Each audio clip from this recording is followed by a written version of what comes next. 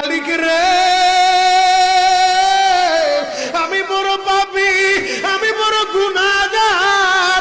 ও দয়ার আল্লাহ, আমি 10 বছর তোমার গোলামি করি নাই, আমি 20 বছর গোলামি করি নাই।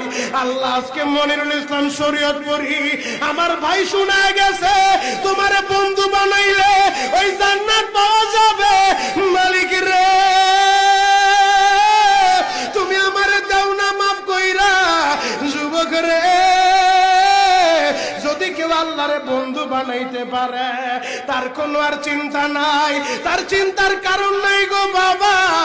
এ যুবক ভাইরা, দাড়ি পাকা বাবাজিরা, সবাই আমার দিকে একটা নজর তাকান।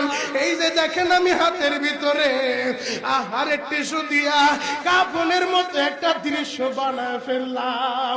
এমন একটা কাপড় আপনার শরীরে একদিন উঠে যাবে, আমার শরীরেও একদিন উঠে যাবে। ও চেয়ারম্যান ভাইরা, ও মেম্বার ভাইরা, ও নেতা ভাইরা, ও আলেম ভাইরা, এখন কাঁদতে বলছি, শুধু কাঁদবা।